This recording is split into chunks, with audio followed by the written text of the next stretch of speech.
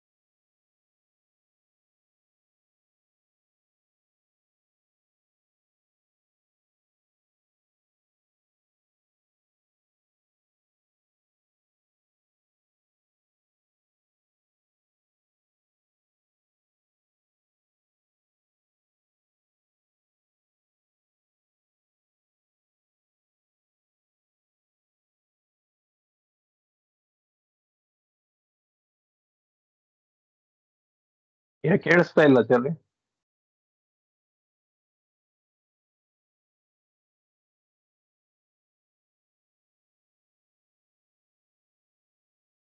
ಕೇಳಿಸ್ತಾ ಇದೆಯಾ? ಈಗ ಕೇಳಿಸ್ತಾ ಇದೆ ಸರ್. ಹಾ,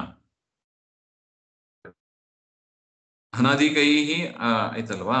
ಹಾ, ವಯಸ್ಸಿ ಅನಧಿಕೈಹಿ ಅಧಿಕೈಶ್ಚ, ತನಗಿಂತ ವಯಸ್ಸಿನಲ್ಲಿ ಅಧಿಕ ಇಲ್ಲದವರು ಅಂದ್ರೆ ಸಣ್ಣವರು, ತನಗಿಂತ ವಯಸ್ಸಿನಲ್ಲಿ ಸಣ್ಣವರು, ತನಗಿಂತ ವಯಸ್ಸಿನಲ್ಲಿ ಅಧಿಕರಾದವರು, ಹೆಚ್ಚು ವಯಸ್ಸಿನವರು, ಆ ರೀತಿಯಾದ ಗೆಳೆಯರು ಇರ್ತಾರೆ.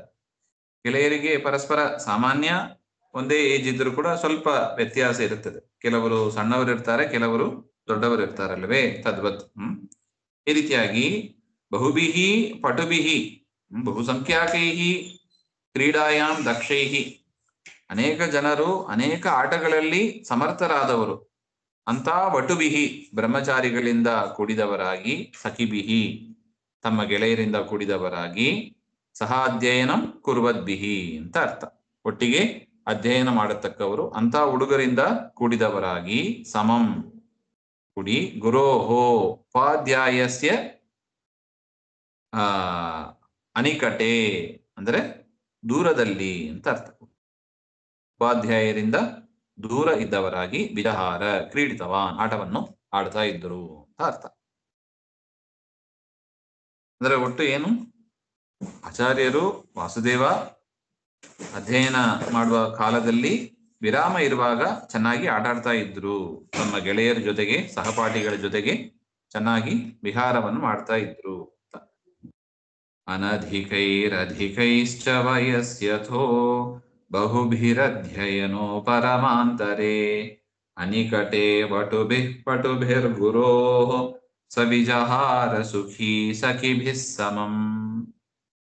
ಮುಂದಿನ ವಿಚಾರ ಮತ್ತೆ ನೋಡೋಣ. ಶ್ರೀಮಧ್ವಾಂತರ್ಗತ ಶ್ರೀಕೃಷ್ಣಾರ್ಪಣಮಸ್ತು. ಶ್ರೀಹರೇ ನಮಃ.